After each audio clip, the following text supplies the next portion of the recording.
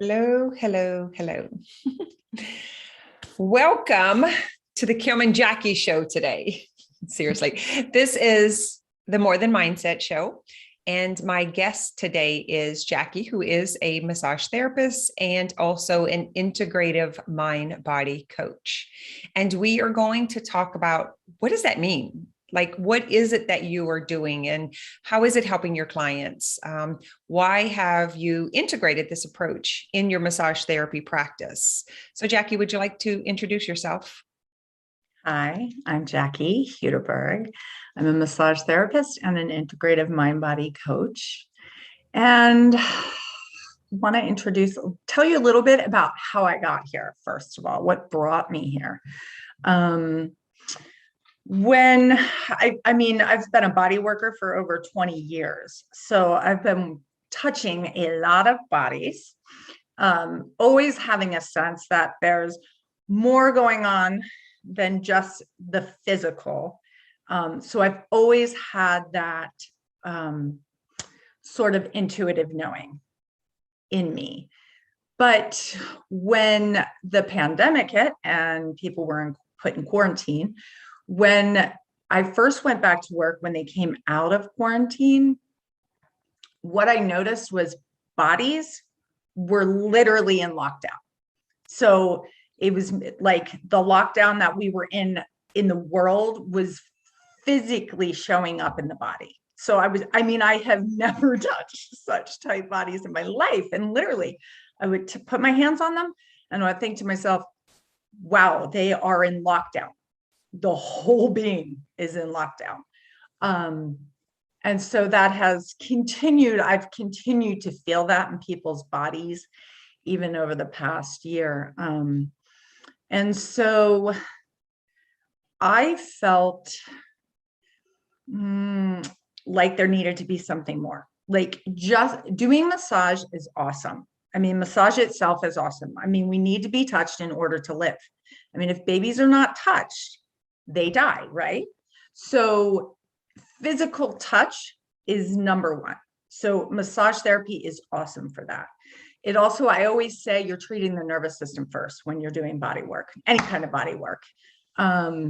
So many times in life, we're going, we're busy. We're physically busy, we're mentally busy, we're emotionally, there's a lot going on. Spiritually, sometimes for people, there's a lot going on. And so we're always going, and the nervous system is, I find with most people that I am working on, the nervous system is in that fight or flight response. So it's in that danger response, and it keeps that adrenaline going. So I say that could you give me an example? Could you give me an example of like the physical, what you're finding in the physical bodies? Like, what are the clients coming in and saying, or what are you noticing that is different? So what happens is, I touch a body, it is extremely tight. Okay. So when you're doing massage or any kind of body work that's hands-on, you're feeling that tissue and you should be able to sink into the tissue. People's tissue is like, it's like brick. It's like concrete.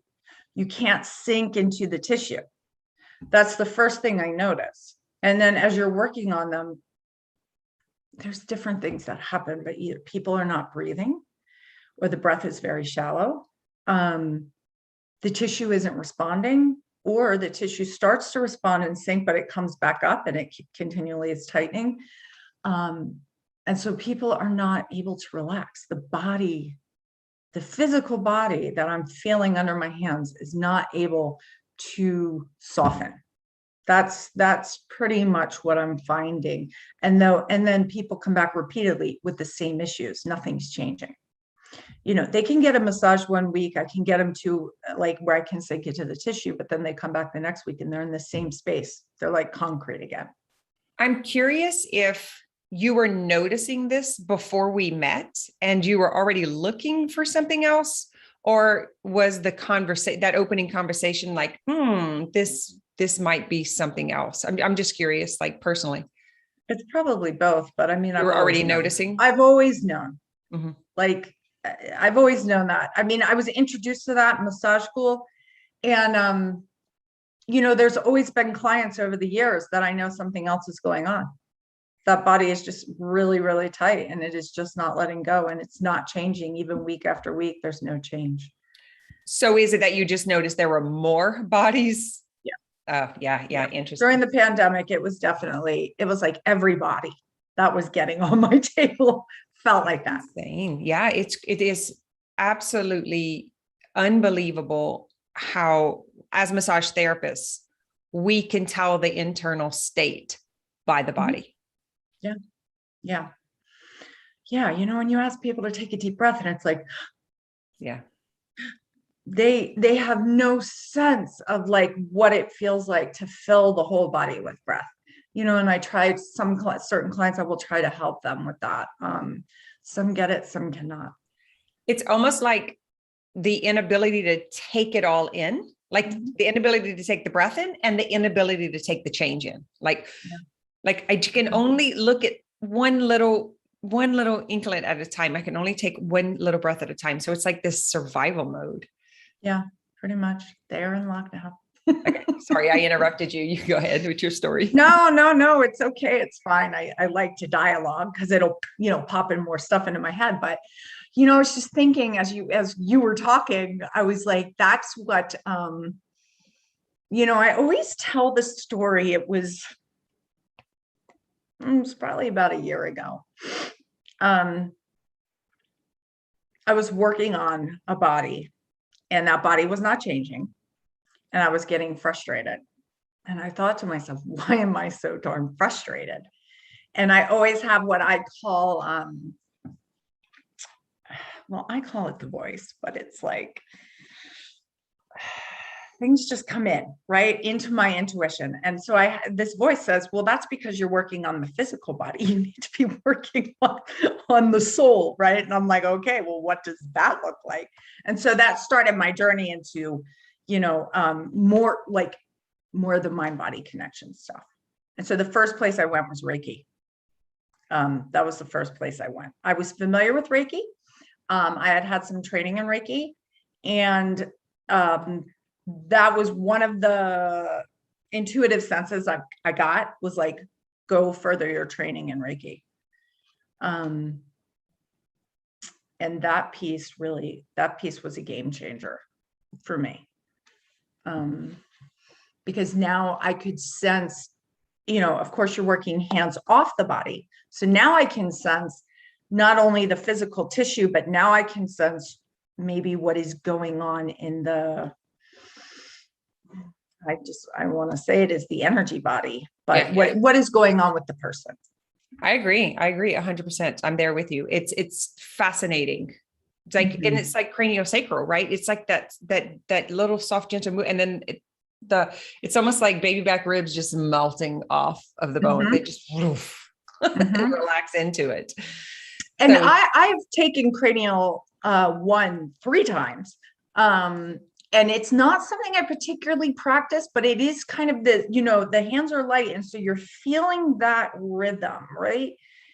The cranial sacral rhythm. When you're doing Reiki and you're off the body, it's like you're feeling this other rhythm. I have to be careful not to, I'm sure it's all the same, right? They're all working together because I can feel it like the cranial rhythm sometimes, but it's also even subtler than that. Agreed. It's, I think we've now entered a time where we can have this conversation and it not be so woo. Like, I think we have come to that awareness, and I wanted to have this conversation with you because you moving more into this and actually getting greater benefits is the message that we want to share. Yeah. Because it's like when we're saying it's with cranial or with Reiki, when you can't even feel the energy moving, it's just like, but yeah. And so it's interesting because and working with Reiki, it's a whole different experience. But so physically, like in massage, when I have hands on, it feels like a lockdown. Like literally the body is in lockdown. The tissue is like concrete. The body is guarded. When I'm doing Reiki and I'm, above the body, it feels like depletion. It feels like there's nothing moving. Sometimes I put my hands over people and I'm like, are they alive? Like literally it feels that way. And, as I do the work, I start to feel things move, but other things come up into my awareness, and then I can ask my clients questions, right? I can validate what I'm feeling by asking them questions. And that starts the dialogue many times about what is actually going on with them. And it's so fascinating to me if people are willing to share what's going on with them, and it could be at any level. The body, the energy begins to flow, the body begins to soften. So that connection there, as they start to process emotional stuff and the energy starts to move, things start to soften. When I started to see that, and I'll share an experience. I want to share an experience that actually was probably extremely profound to me, which got me really excited about this work. But I thought to myself, this is it. This is how I can help people. This is the missing piece, right? It's like, how do we get people to drop into their bodies enough that they can actually feel what's really happening? Because the mind will make up as we know, the mind can make up all kinds of stories, right? About what's going on. And we believe them. Well, once we get into the body and we access the truth, it can be completely different. So to me, it's fascinating work. And as soon as I found the work, as soon as I started doing Reiki, and then I started doing, the coaching work with you, I thought, yes, this is it. Because forever and ever, I kept seeing mindset stuff, right? On social media. I kept hearing people say, oh, well, you just need to think this way. Sorry, guys, I'm getting excited. So I'm like, no, you can't just think your way out of something, right? Like there's stuff that happens in the body, in the emotional system, in the nervous system. And I'm like, thinking isn't going to just pull you out of there, because as soon as something happens that triggers an old experience, you're reacting and you can't think your way out of there. And so the missing piece was, the embodiment piece. Getting people to go into their bodies, getting people to accept, because I always say the truth is in the body. But you have to be present enough to sink in there. And you also have to feel safe enough to sink in there. Yeah, the flesh is telling the story. Mm-hmm. And without the safety, like they're not, like, people are afraid to be heard, even, afraid to be witnessed, and or not getting that because so many other people are not present. And so it's like this kind of either trying to fix or wanting to mindset it away. And I think we're saying the same thing in a different language. It's like the integration and embodiment is actually what creates the wholeness, which creates the wellness. Yeah. And that was the missing piece. I mean, I just couldn't figure out how to integrate the two. And also doing my own work, right? Because there was a sense in me that knew not to go in too deep with others, because I myself hadn't quite cleared out my own stuff. And so I knew that in order to do that deeper work, I had to do the deeper work on myself first. I've had too many experiences with people trying to do deep work with me who haven't done their deep work, and you can tell. It's awful. And it's not safe. So, yeah. I wanted to be that safe container for people. I did not want to be that body worker. I believe it's the wounded healer that is projecting, reflecting, and trying to fix. That's my mission, is to help coaches, body workers, therapists, practitioners really become whole first. It's the same thing in our marriages or in our relationships, our partnerships. We can't expect the other person to make us whole. The wholeness is our personal responsibility. And that's I love that you said that, because my relationships are different now. For so long, I expected others to make me happy. If they weren't doing what they were supposed to be doing, I was suffering. And so that was a game changer too, realizing, oh, wow, other people are not responsible for my happiness. Wow. And this makes life a whole lot easier because it's on me. Yeah. I get to do the work, and I get to choose. I always say that is like my tagline. I get to choose. And it's a therapist used to say that to me all the time. You get to choose. And it is so, I never understood the depth of that, but I do now. Can we go there for a second? What would you say to someone who's listening that they respect and honor massage therapy? They love, that aspect of it, but they do also realize that there's more.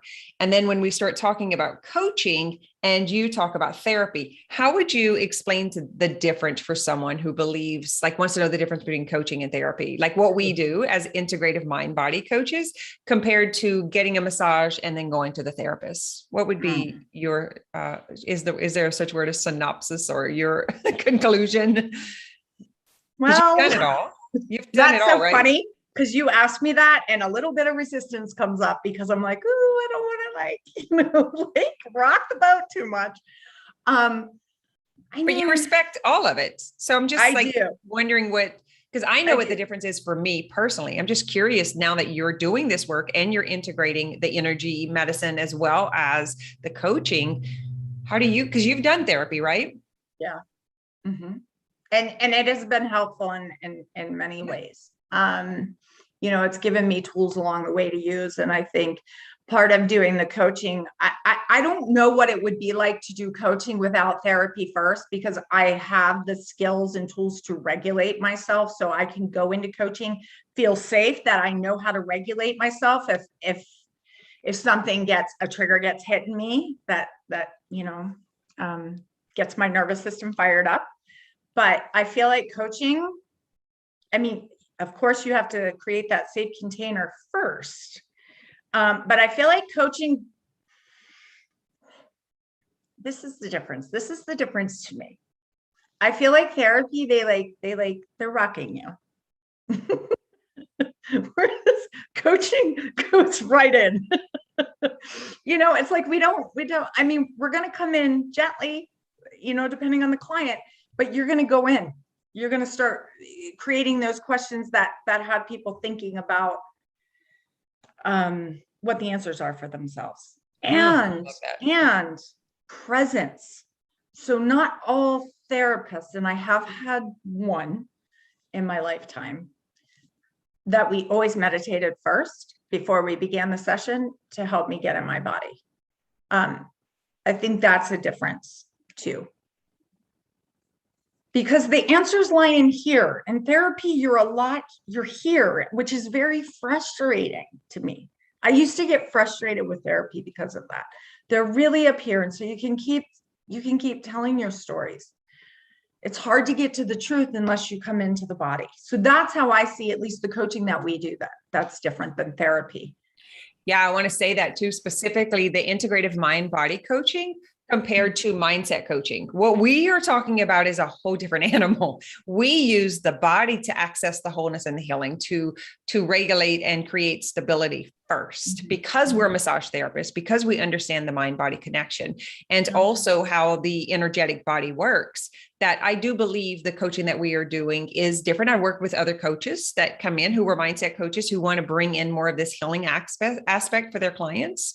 So I'm glad you said that. So what I hear you saying is, what is different for you is that we actually create this container to learn the tools for regulation and stability, emotional, spiritual, mental, like the whole entire body, the whole entire system of the bodies. Yeah. Wait, systems of the body. Yeah. Yeah. Whereas therapy is a lot up here. There's all kinds of therapies that they're coming into the body too, which is awesome. Well, therapists are integrating coaching in their practice, just like massage therapists are now integrating coaching in your practice, which is what we're doing. And I love that you bring in the energy medicine, as I call it, because it is another additive to it. And, an important piece, especially when the body doesn't really have a rhythm that's noticeable because it's so checked out. The person is so checked out that the systems are not on board. So you bring in the energy work in order just to prime and to be able to bring that back in from an outside source, and then using the coaching to help them learn the tools for themselves on how to stabilize and regulate. I love that you bring it all together. Yeah, I'm playing with it right now, because I love to play. And I think about like the way I'm doing it kind of is like we're talking. I'm getting kind of the story of what's going on, asking some questions, kind of starting to see where they're at. How much are they here, or how much can they get in here? Like I'm watching that as I start to converse with a client. And then when I kind of feel like it's so far it's going like midway. It's like, okay, let's we get to a certain point. And so far what I'm finding is most people can only go so far into their body, usually about here. They can't drop down. So then I put them on the table. And then so I get to feel what's kind of going on. It's information for me as to maybe where they are blocked and just what is going on in general. And then they get to relax into their body and more comes up. It's a slow process, but. Yeah, the resistance that we create within ourselves to protect is could be a pretty thick wall. Yeah. Yeah. So. And for those who are listening, she's saying here and here. So we're on YouTube Live also. And so in video, it's like pointing to the head, saying most people are intellectually in their head, and then pointing to the heart is just dropping down into the body, and sometimes it takes time just to get present and come below the chin. Like seriously, it's a big deal. And it is a protective mechanism. It is not a default. It is not a defect. There is nothing wrong with the person. It is actually the way your brain and your neurology has set up this mechanism of safety. Like in order to be safe in the world, I need to protect. And so we put up these walls, but then we don't realize that we shut out the light. We shut out everything. Yeah. Yeah. And I always loved the idea of, what we shut out, as much as we're shutting out, we don't get to take in. So, people are struggling with, I can't feel joy. I can't feel ease. I'm stuck.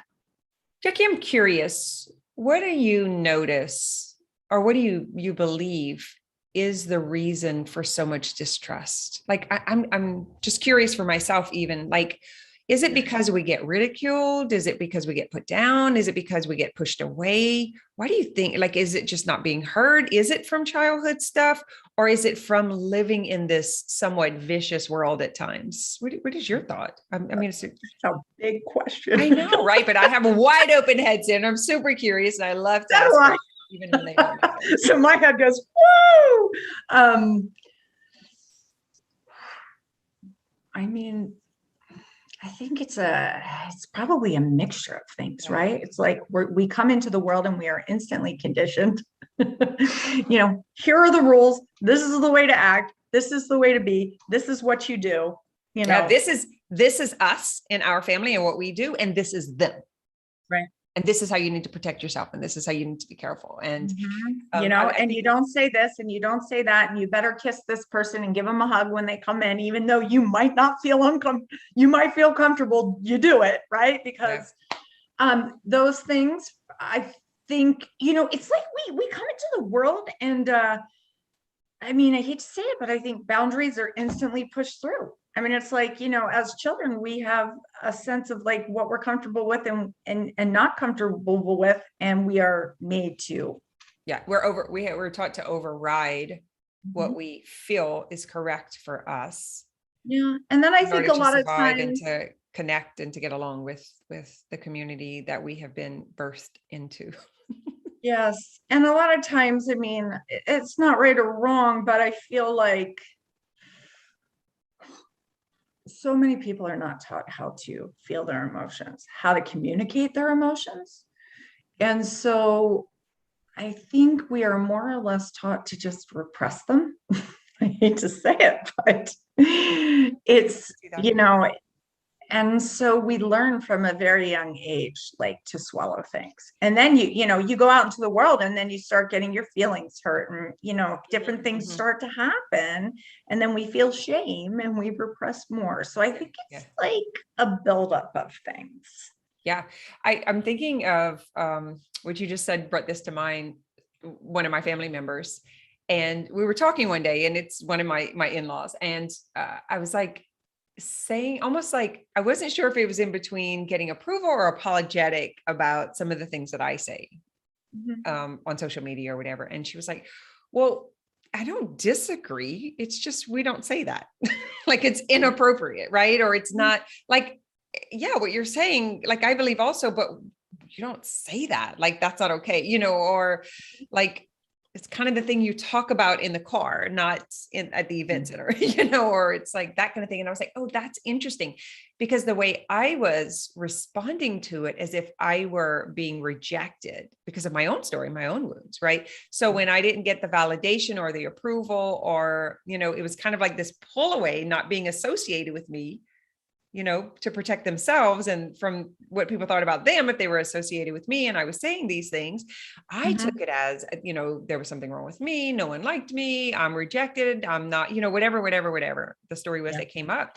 And in that conversation, I was like, oh, isn't that interesting that I get to say the inappropriate stuff that everyone is thinking and no one wants to say? Like, how freaking fair is that? But it did help me to understand where my old story of rejection and abandonment and that not good enough and not worthy enough and, the whole self-image thing was coming into play. Yeah.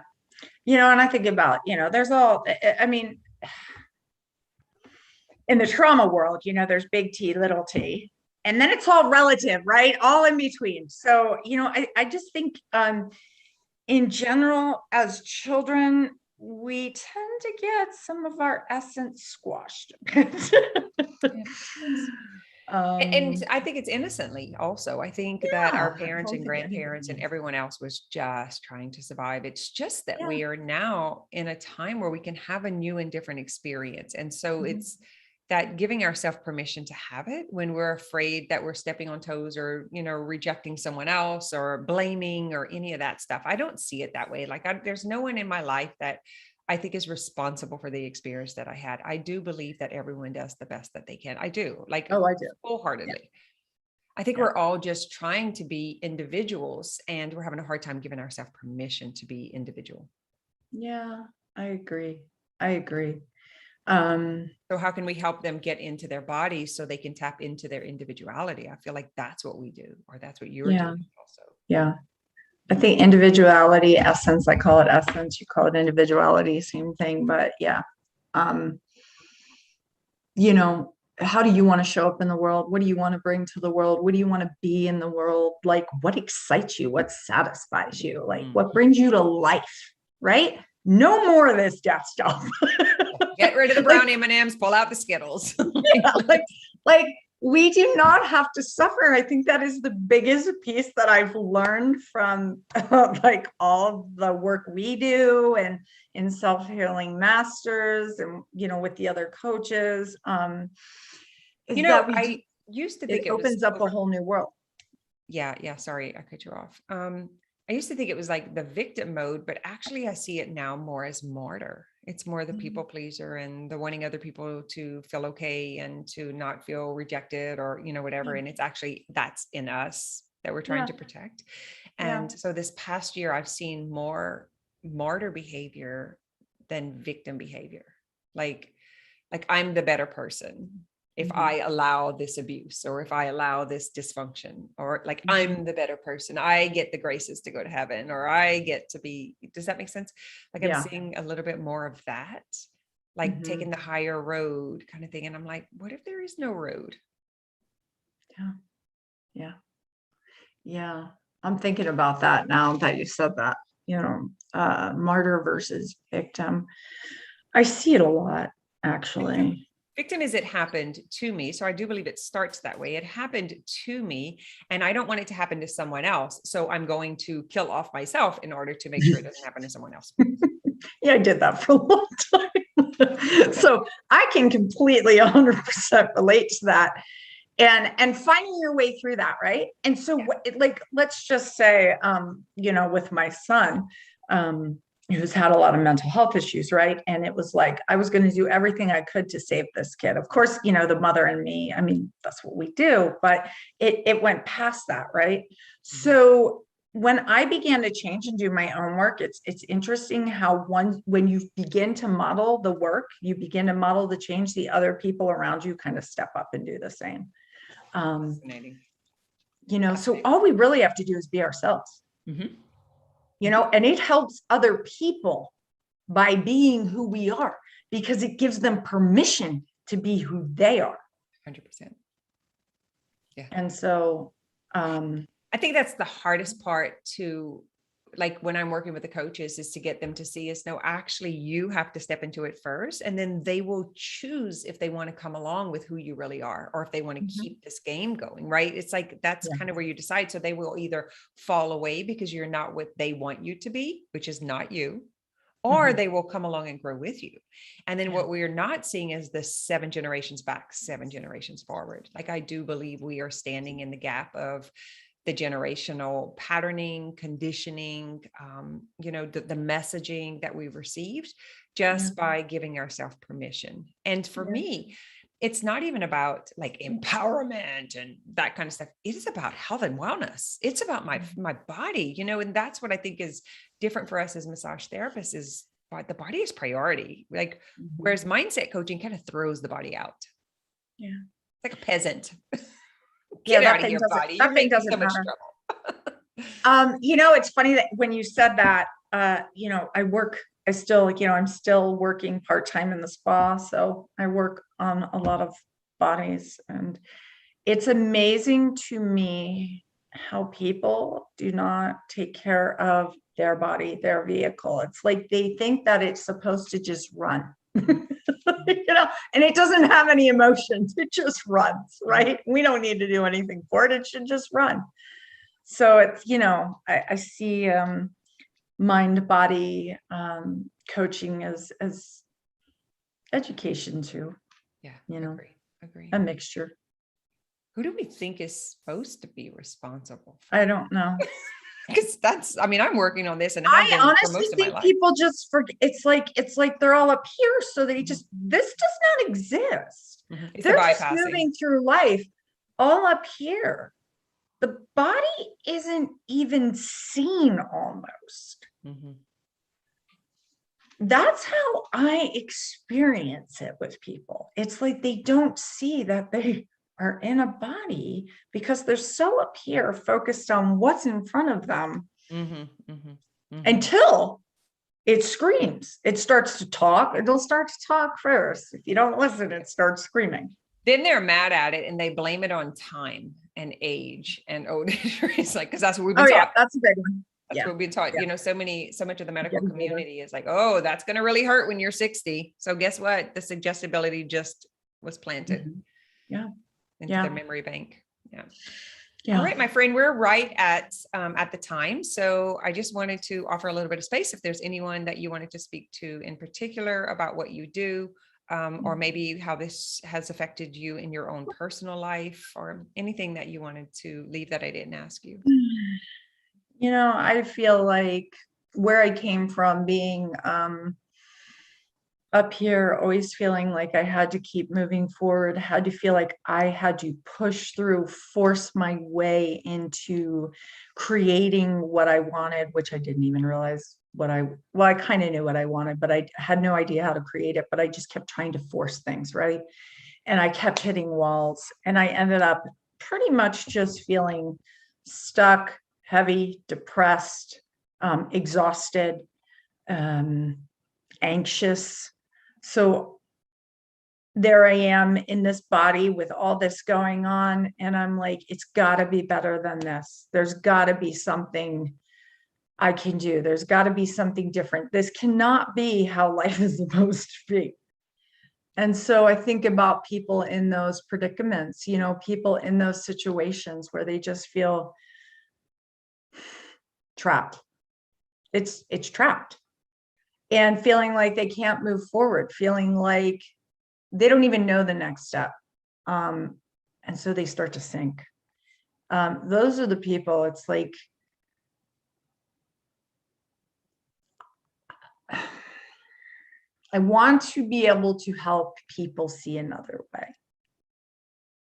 because I myself didn't see another way, and now I do. And it has created a whole new world with a lot more possibilities. And I am a lot lighter and a lot more joyful. And I want to be able to help people experience that. Love that. So Jackie does, like, I love that you've experienced that on so many deep levels and that you share it so openly, because it really is beautiful when I see your post. And we just had a retreat in Gulf Shores, and Jackie was our practitioner. So she was doing energy work on the clients who were there, and also body work, and watching their faces change, their eyes light up. It's like life re-enter their physical body, their vessel was fascinating. So for those of you who are health and wellness practitioners or massage therapists or coaches who want to integrate the energy work or the Reiki in your practice, Jackie does have a training for that. So that's something that she does offer, as well as working with private clients, one-on-one clients. So you said you're still doing body work at the spa, and you're now doing online MindBody coaching. Yep.